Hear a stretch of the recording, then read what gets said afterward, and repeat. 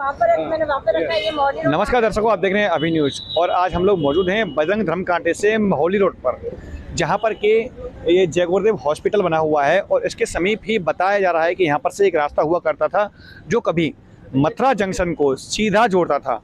लेकिन कुछ लोगों का आरोप है कि ये ज़मीन जो है यहाँ पर जय गुरुदेव आश्रम वालों ने एक अवैध गेट लगा करके इस रास्ते को बंद कर दिया है। आखिर क्या है पूरा मामला, ये बताने के लिए मेरे साथ मौजूद हैं यहीं के स्थायी निवासी, जिन्हों के द्वारा ये सूचना दी गई थी और कहा जा रहा है कि ये रास्ता बंद कर दिया गया। आके बताइए क्या कुछ मामला है पूरा। हेलो जी, नमस्ते। मेरा नाम है प्रीति वाशने, मैं बलदेवपुरी की निवासी हूँ। आप जैसे देख रहे हो ये नक्शा मेरे हाथ में है जी। इस नक्शे में ये है NH4 मतलब नेशनल हाईवे NH2 और ये है महौली रोड जो एकदम ये यहाँ जा रहा है।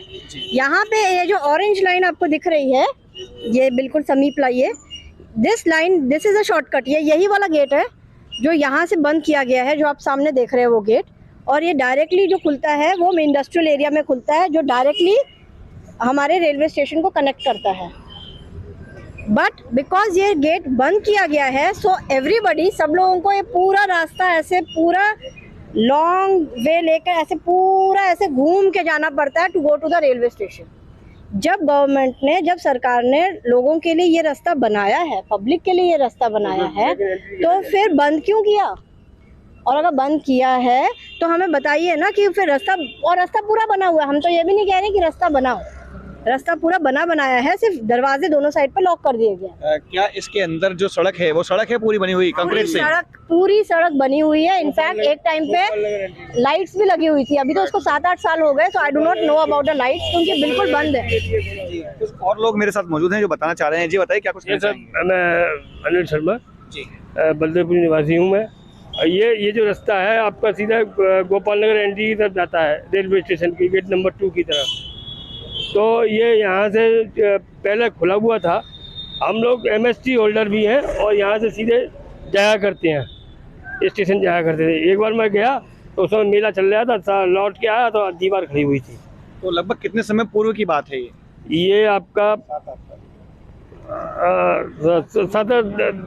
8 साल पहले की बात होगी, 8-9 साल पहले अप्रोक्सीमेट जी।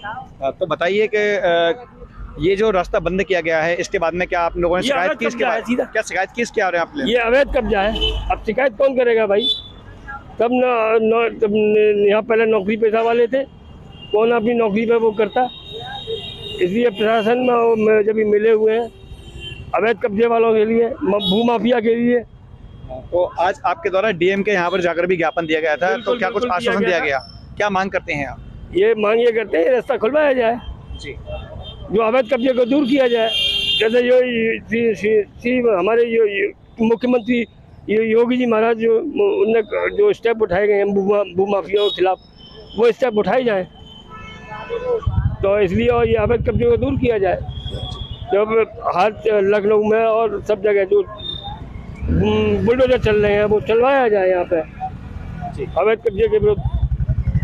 ये अवैध कब्जा है। आप क्या कहना चाहेंगे? मैं यही कहना चाहूँगा कि ये रास्ता था, MST वाले जाते थे, करते थे, और यहाँ से इंडस्ट्रियल एरिया को भी रास्ता था, पर उन्होंने बीच में रास्ता रोक दिया, बाउंड्री कर दी और बंद कर दिया रास्ता। बताया जा रहा 7 से 8 साल इस बात को हो चुके हैं। 7 से 8 साल हो गए और 7 से 8 साल हो चुके हैं इस बात को, और बाद बाकी इन्होंने मनमानी करके वो खत्म कर दिया था। आज कुछ लोगों के द्वारा जाकर के DM को भी ज्ञापन दिया गया था और उनसे शिकायत की गई थी इसी रास्ते को लेकर के। आखिर मांग क्या है आप लोगों की? बस हमारी मांग ये है कि जिस तरीके से महौली रोड पे हम देख रहे हैं कि प्रेशर आबादी का बढ़ रहा है, तो हम ये चाहते हैं जो रास्ता पहले से 7-8 साल पहले ब्लॉक कर दिया गया है उसे खोल दिया जाए, जिससे लोगों के लिए सुविधाजनक हो। प्लेटफॉर्म जाना, कहीं भी दूसरे रास्ते के लिए रास्ता मिलेगा तो ये जितना प्रेशर है इस महौली रोड पर वो कम हो जाएगा इजीली, और सभी जनता के लिए ट्रैफिक जाम की जो समस्या है निश्चित तौर पर सॉल्व हो जाएगी। जी बताइए, ये जो मार्ग बता रहे हैं यहाँ पर मार्ग 7-8 साल पहले चालू था, आखिर ये बंद कैसे हुआ और क्या कुछ इसके कारण रहे? ये यहाँ पे फाटक लगा हुआ है, पहले मार्ग खुला हुआ था, आने जाने में सुविधा थी, अब तो बहुत असुविधा हो गई है। ये आश्रम संस्था गुरुजी थे जब ये फाटक चढ़ा गया, और उस समय हमारा तो इतना वो नहीं था, पर ऐसा सुना गया, खूब प्रयास किया गया, लेकिन किन्हीं कारणों से बस हमारे प्रयास दाब दिए गए और हम लोग फिर विफल रहे। अब हमने देखा है कि योगी जी का बुलडोजर चल रहा है, तो हमारे कुछ बुजुर्गों ने, कुछ हम जैसे बच्चों ने आगे आकर के आज इस फाटक को खुलवाने की चेष्टा की है। योगी जी ध्यान दें, योगी जी ने कहा हमें वोट दो, बीजेपी को लाओ, हमारा काम होगा। तो अब देखते हैं, योगी जी का ही काम है, योगी जी की सड़क है, योगी जी कर लाएंगे। ट्रैफिक जाम होगा तो उन्हीं को सुविधा मिलेगी और हमारे को भी सुविधा मिलेगी। यदि बात करें सड़कों के फेयर की तो लगभग कितने किलोमीटर का अंतर पड़ता है इस मार्ग से जाने में और आगे से मार्ग से जाने में? लगभग 3.5-4 किलोमीटर का तो डिफरेंस। यहाँ से कौन सा रास्ता, अगर मान लीजिए ये रास्ता बंद है तो आगे वाला रास्ता कितना घूम के आता है? काफ़ी डिफरेंस पड़ जाता है। स्टेशन जाने के लिए लगभग 3 किलोमीटर 2.5 किलोमीटर के लगभग लपेट में। कभी पैमाइश तो नहीं की है, तो अब यहाँ से रास्ता बंद हो गया इंडस्ट्री एरिया का, तो बहुत फर्क पड़ता है। और मार्ग खुल जाएगा तो बहुत सुविधा हो जाएगी इंडस्ट्रिया में आने जाने के लिए, स्टेशन जाने के लिए। अब ऑटो वाले यहाँ से नए अड्डे जाओ, नए अड्डे से फिर स्टेशन जाओ। अब इतने, अगर ये रोड खुल जाएगा तो इतने पैसे में ही आदमी को एक तो समय की बचत होगी और पैसे की भी बचत होगी। और ट्रैफिक जाम मिलता है, वाहन खड़े हो जाते हैं, प्रशासन को बड़ी मशक्कत करनी पड़ती है, पुलिस वालों को, और हमारा पेट्रोल भी फूकता है। चाहे एक दूसरे के पीछे गाड़ी खड़ी हो जाती है तो प्रदूषण होता है। तो इन सब चीज़ों को मद्देनजर रखते हुए मैं तो ये चाहूँगा कि ये पहले की तरह अगर रोड हो जाए तो बहुत अच्छी बात है। फिर दर्शकों को देखा आपने कि लोग जो हैं एक उम्मीद जताए हुए और कह रहे हैं, इनका कहना ये है कि इस वक्त योगी सरकार जो अवैध निर्माण है उन पर लगातार काम कर रही है और उनको ध्वस्त कर रही है। और इनका ये आरोप भी है कि ये जो गेट लगाया गया है, जो पीछे रास्ते बंद किए गए हैं, ये भी अवैध तरीके से बंद किए गए हैं। अब देखना होगा कि इस मामले में कितनी सच्चाई है, क्योंकि अभी और दूसरे पक्ष से हमारी बात नहीं हो सकी है। जैसे ही इस मामले में और कुछ जानकारी मिलती है आपके सामने प्रस्तुत करेंगे। फिलहाल के लिए इतना ही। मैं अपने सहयोगी आकाश बंसल के साथ गोपाल चतुर्वेदी, अभी न्यूज़।